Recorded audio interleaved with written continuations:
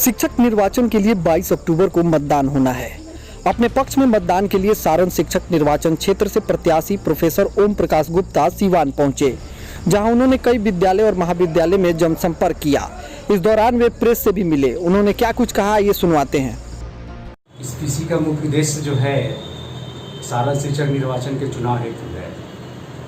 मैं ओम प्रकाश गुप्ता, सहायक प्रोफेसर महात्मा गांधी केंद्रीय विश्वविद्यालय में 2014 से कार्यरत हूँ राजनीति विज्ञान विभाग में। वर्तमान में सारण शिक्षक निर्वाचन क्षेत्र से चुनाव का प्रत्याशी हूँ और मेरा जो मतपत्र क्रमांक संख्या है 6 है। उस पर समस्त मतदातागण से यही अपील और अपेक्षा है कि वो क्रम संख्या 6 पे प्रथम वरीयता का मत देकर भारी मतों से विजयी बनाए। मेरी शिक्षा दीक्षा काशी हिंदू विश्वविद्यालय से हुई है। मैं राजनीति बेसिकली करने नहीं आया हूं, जो आजकल की भाषा में हम लोग बात करते हैं।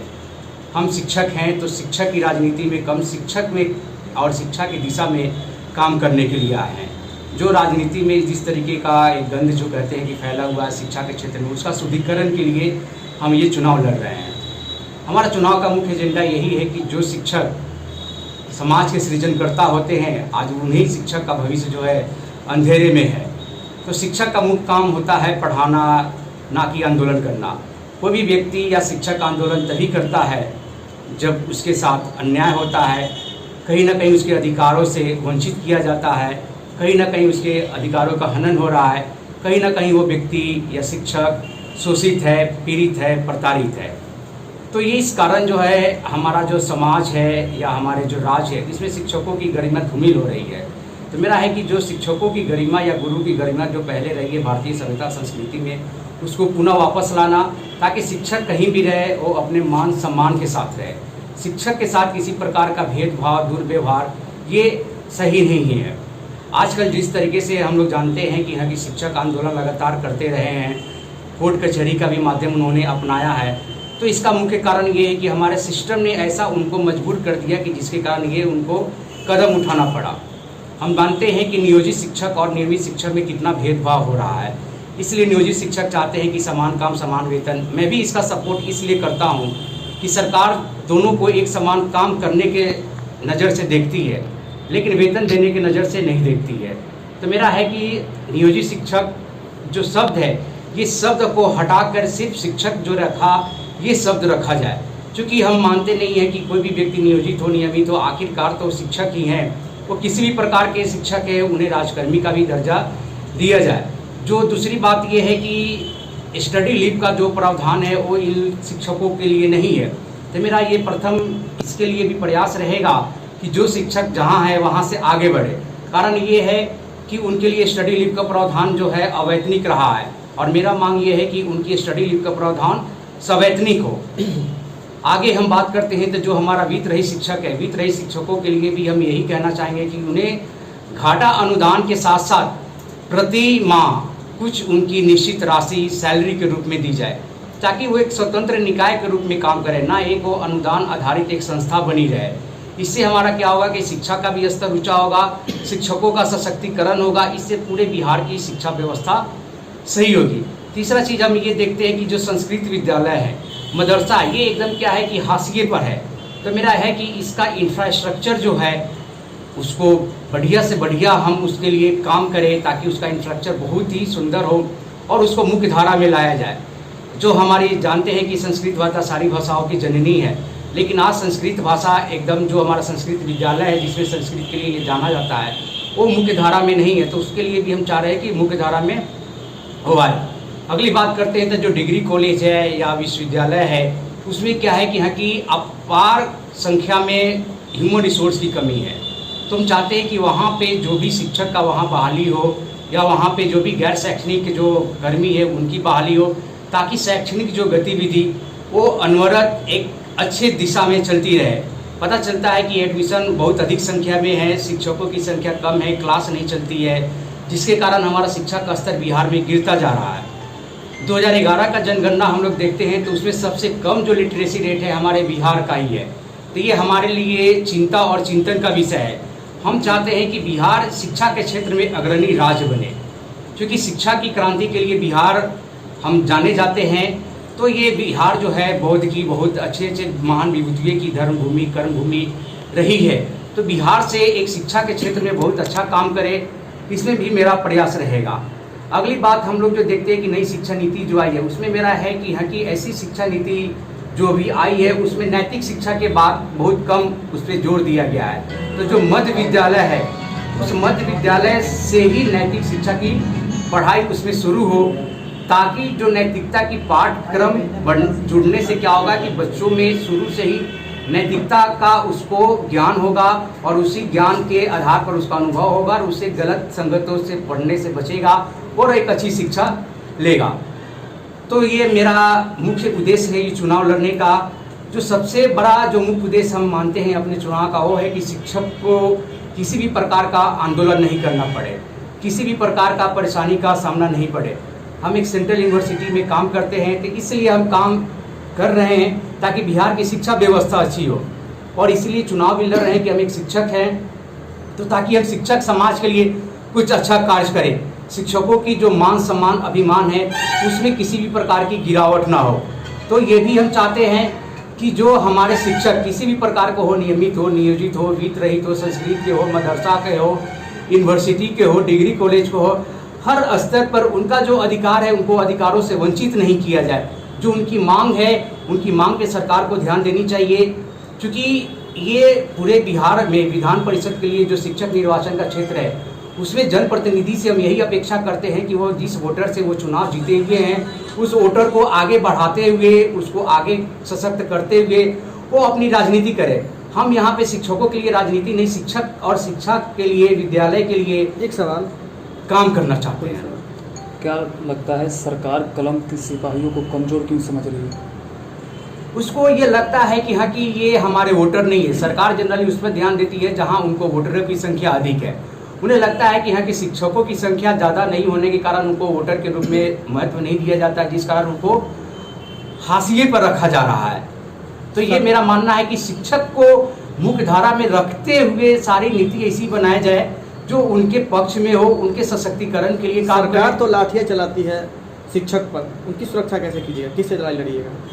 देखिए, ये जो व्यक्ति चुन कर जाते हैं ये उनके लिए ये विषय है कि आप वहाँ पे सदन में हैं तो इसके लिए पुरजोर उनका विरोध करना चाहिए। सदन में इस प्रकार की नीति लाई जाए कि शिक्षक पे किसी भी प्रकार का अवांछनीय काम नहीं हो। शिक्षक पढ़ाएं या आंदोलन करें? शिक्षक का काम पढ़ाना है, पहले भी मैं बोला हूँ, अभी भी बोल रहा हूँ कि शिक्षक का काम पढ़ाना है, आंदोलन करना नहीं है। शिक्षक आंदोलन कर रहे हैं, इससे समाज में शिक्षकों के प्रति जो मानसिकता जो है सही नहीं जा रही है, और मैं चाहता हूँ कि इसके लिए सिस्टम रिस्पॉन्सिबल है। लेकिन सर, समाज को शिक्षकों ने शुरू से ही दिशा दिया है, चाहे वो चाणक्य की बात करें, तो आज शिक्षक क्यों मान रहे हैं कि शिक्षक सिर्फ पढ़ाने तक ही अपने आप को सीमित रखें? वो इस कारण की यहाँ की शिक्षा, जब आप शिक्षक होने के नाते आप शिक्षा देंगे उसी से आपकी पहचान बनेगी। आपको जज आपके शिक्षा देने पर किया जाता है। सत्ता राष्ट्र निर्माण में शिक्षा का बहुत बड़ा योगदान है। अगर हम बात करते हैं तो सत्ता परिवर्तन में शिक्षक का योगदान होना चाहिए, लेकिन वर्तमान जो व्यवस्था उसमें शिक्षक को एकदम हाशिए पर रखने के कारण शिक्षक उसको मुख्य धारा में नहीं आ पा रहे हैं। उनकी वोटों की गिनती ऐसे मान के चलते हैं कि ये हमारे लिए वोट है। आप क्या मानते हैं, वर्तमान जो सरकार है वो उसके कार्य से शिक्षक संतुष्ट हैं या परिवर्तन की आवश्यकता महसूस करते हैं? नहीं, वर्तमान में जो शिक्षकों की जो समस्या है वो सरकार से समाधान नहीं हो पा रही है। तो मेरा है कि यहाँ की इस सारे समस्त मतदाता जो हमारे शिक्षक बंधु है, मोतिहारी है, बेतिया है, छपरा है, सिवान है, गोपालगंज है, जो मेरा सारण शिक्षक निर्वाचन क्षेत्र का जो एक कंस्टिट्यूएंसी है उसमें हम सारे मतदाता से यही अपील करते हैं कि आप एक नौजवान को, एक विद्वान को, एक एनर्जेटिक व्यक्ति को चुने जो आपके लिए सदन में आवाज़ उठाए, आपके लिए नीति बनाने के लिए पुरजोर उसका समर्थन करे। उसके लिए अगर नीति नहीं बनती है तो उसके लिए बात करे वहाँ पे, और ऐसा नीति बनना चाहिए जो शिक्षा और शिक्षकों के और साथ साथ विद्यार्थी विद्यालयों के हित में होना चाहिए, ना कि हम किसी दूसरे की बात करें।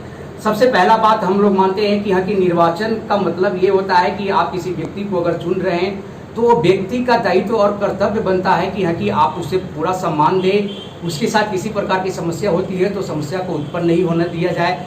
मैं इस चुनाव के इसलिए लड़ रहा हूँ कि यहाँ की वर्तमान में जो भी इस क्षेत्र में से जीते हुए हैं या इसमें है, मैं उन सबसे यंगेस्ट कैंडिडेट हूँ। तो एक आजकल हर व्यक्ति बोलता है कि यहाँ की राजनीति में युवा को आगे आना चाहिए। इसी को ध्यान में रखते हुए मैं राजनीति में आया हूँ, एक परिवर्तन के लिए आया हूँ। मैं BHU से पढ़ा हूँ, तो मैं चाहता हूँ कि जो मेरे पास ज्ञान है, अनुभव है, उसके आधार पर मैं शिक्षा में परिवर्तन ला के शिक्षा को एक सही दिशा और दशा देना चाहता हूँ। सर, आप अगर जीतते हैं तो आपका प्रायोरिटी वाइज क्या होगा? सबसे पहले आप किस तरह सुधार चाहेंगे? पहला मेरा जो सुधार होगा वो ये होगा कि जो आंदोलन किस कारण हो रहा है, उस आंदोलन का कारण को खत्म करना है। पहला ये है। दूसरा है कि वो चाहे नियोजित हो, नियमित हो, उसके साथ अगर वित्त रहित की बात करते हैं तो वित्त रहित सबसे ज़्यादा परेशान आज की देश में वो भी देखने को मिल रही है। तो ये है कि यहाँ की वित्त रहित शिक्षकों के साथ भी न्याय हो। वो हमेशा घाटा अनुदान की मांग करते हैं और सरकार उसकी तरफ से ध्यान नहीं देती है। प्रतिवर्ष उनको अनुदान नहीं मिलता है, उनको प्रतिवर्ष अनुदान भी मिलना चाहिए। अनुदान अगर आप नहीं देने में अगर सक्षम है या जो भी नहीं देना चाहते हैं तो आप प्रति महीना उनको एक निश्चित राशि सैलरी के रूप में, जो चूँकि जो ये आज का आर्थिक युग में हम लोग जो रह रहे हैं, उस आर्थिक युग में प्रत्येक शिक्षक का भी अपना परिवार होता है जिसके पालन पोषण के लिए कुछ न कुछ उनको राशि की ज़रूरत होती है। वो राशि सरकार के तरफ से हो, क्योंकि अगर कोई भी व्यक्ति दिन भर काम करता है तो शाम को दिहाड़ी की अपेक्षा करता है कि मुझे शाम में कुछ राशि मिलेगी। तो शिक्षक का भी वही होता है कि अगर हम दिन भर, अगर हम महीने भर, साल भर काम कर रहे हैं और उनको पैसा नहीं मिलता है, उनको राशि नहीं मिलती है, जिससे शिक्षक इससे परेशान है। इसके कारण क्या होता है कि शिक्षा का जो स्तर है वो नीचे गिरता जा रहा है। क्या आप बिहार की धरती से हैं और आपने BHU को चुना, क्या ऐसा नहीं लगता कि बिहार में शिक्षा की व्यवस्था बिल्कुल चौपट है, जिस कारण से इस तरह के? नहीं, वाकई जब हम उस समय थे तो उस समय 2005 में मैंने BHU किया। उस समय बिहार में कोई केंद्रीय विश्वविद्यालय नहीं थी। मैंने BHU को इसलिए चुना, वो एक सेंट्रल यूनिवर्सिटी के नाते। बिहार में केंद्रीय विश्वविद्यालय जो इधर दो हमारे हाल फिलहाल में, जैसे central university of south Bihar है, दूसरा है महात्मा गांधी केंद्रीय विश्वविद्यालय 2016 में, जिसमें मैं कार्यरत हूँ। तो ये बिहार की जो शिक्षा व्यवस्था है, चाहे जो भी स्टेट यूनिवर्सिटी है, उसका सेशन जो है टाइमली नहीं हो पाता है। एग्जाम जो है उसका समय से नहीं होता है, एडमिशन उसका समय से नहीं होता है, जिसके कारण 3 साल का कोर्स 4 साल प्लस होता जाता है। PG का कोर्स 2 साल है तो 2 साल प्लस होता जाता है। तो जो निश्चित उसका जो ईयर है वो निश्चित समय में उसको डिग्री मिल जाए, ताकि उसका जो वर्ष है वो बर्बाद नहीं हो। सेशन समय से चले, क्लास समय से चले, शिक्षकों में कोई कमी नहीं, शिक्षक अपना समय से आते जाते हैं। पर यहाँ के सिस्टम ने ऐसा रखा है कि यहाँ की क्लास नहीं हो पाती है।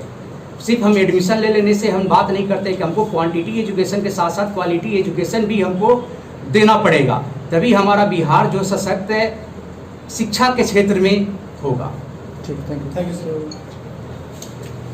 इलेक्ट्रॉनिक्स के मार्केट में धूम मचाने के लिए आपके शहर सिवान में आ गया है दास इलेक्ट्रॉनिक्स, जहां पर आपको मिलेगी हर प्रकार की नंबर 1 ब्रांडेड वस्तुएं, जिसमें modular switch, table fan, ceiling fan, fancy lights आदि प्रकार की ओरिजिनल वस्तुएं हर समय उपलब्ध रहेंगी।